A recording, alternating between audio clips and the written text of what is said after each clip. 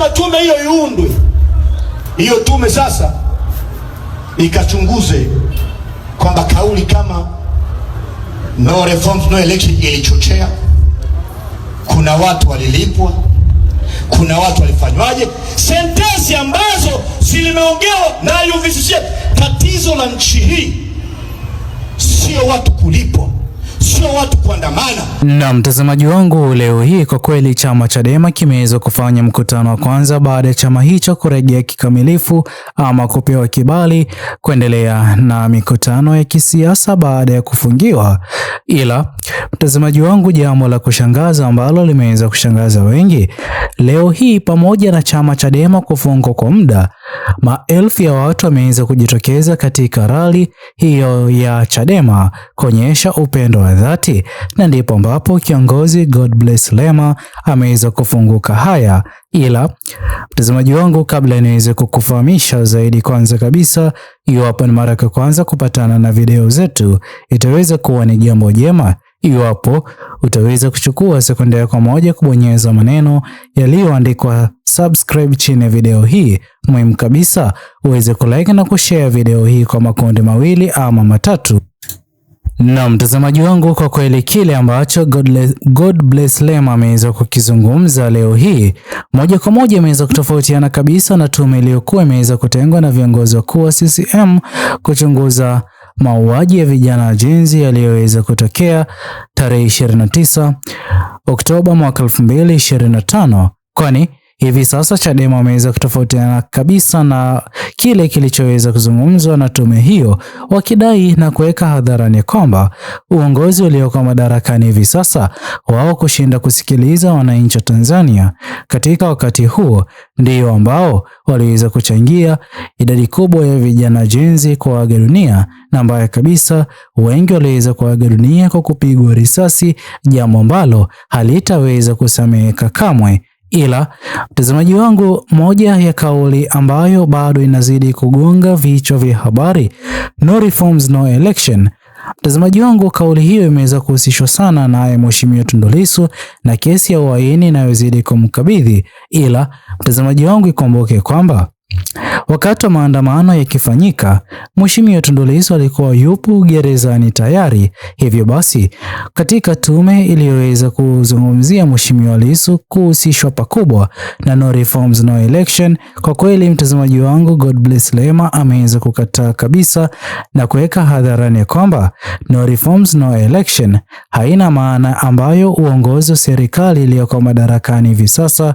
inavyozidi kumhusisha Mheshimiwa Tundu Lissu. Pia ameweza kukataa na kupinga kauli ya kwamba idadi kubwa ya vijana jenzi waliokuwa wakiandamana waliweza kulipwa waweze kufanya vurugu, jambo ambalo sio kweli, kwani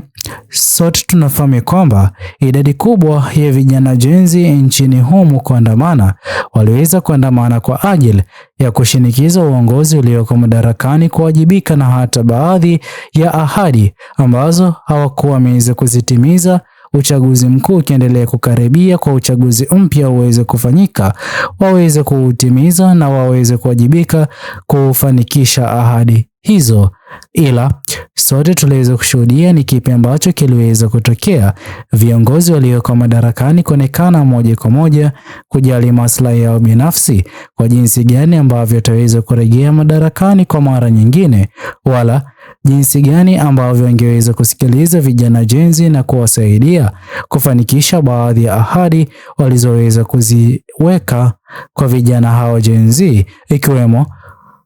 kuwapa kazi vijana hao jenzi. Ili hali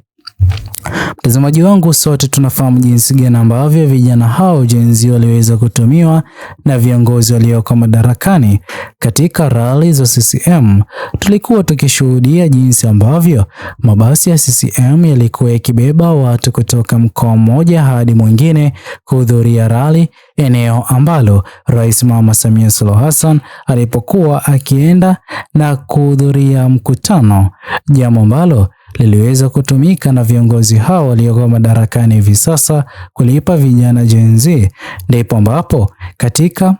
rally ama katika upigaji picha uliokuwa ukifanyika, rali ziweze kuonekana za CCM zimeweza kujaza watu na sio hazina watu, ili kujaribu kuweka imani kwa viongozi kutoka katika mataifa ya kigeni waweze kuona chama hicho cha CCM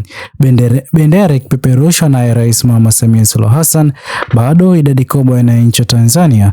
waliweza kuwa na upendo wa dhati, jambo ambalo sio kweli, bali umati uliokuwa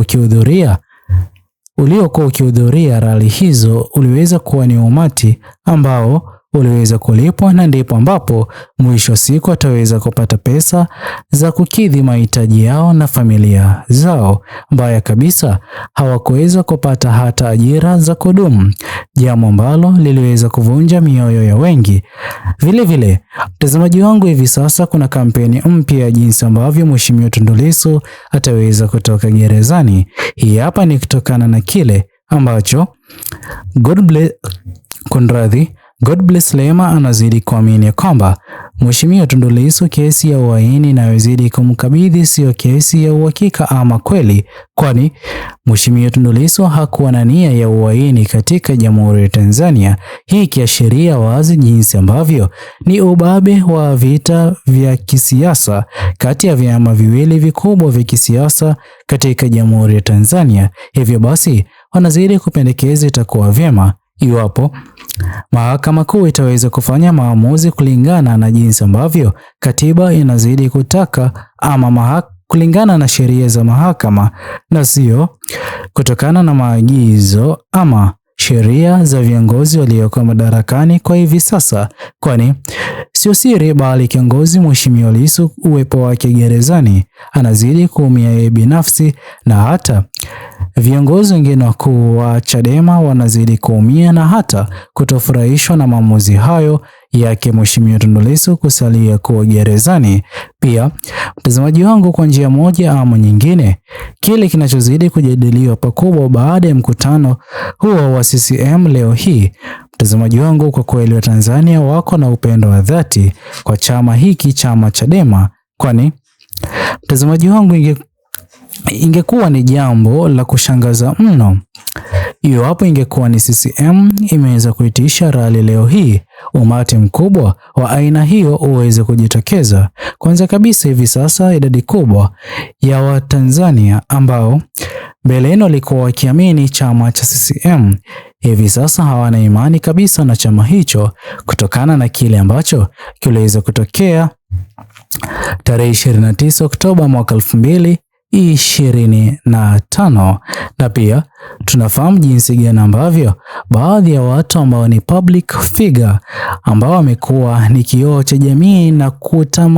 na watu kutamani watu hao kuonyesha mfano bora baada ya wao kushindwa kufanya hivyo wakati wa uchaguzi ama wa maandamano ya vijana Gen Z. Hivi sasa watu hao hawataki kujihusisha na chama hicho kwa mara nyingine, jambo ambalo ni pigo kubwa kwa CCM, tofauti kabisa na jinsi ambavyo chama Chadema kinazidi kujizolea upendo kutoka kwa wananchi bila ya hata kulipa yoyote yule atakayekuwa akihudhuria rali zao. Je, mtazamaji wangu, wewe mtazamo wako ni upi? Tuachie maoni yako katika uwanja wa comment section. Muhimu kabisa uweze kusubscribe, like, comment na kushare video zetu kwa makundi mawili ama matatu. Bye bye until the next video.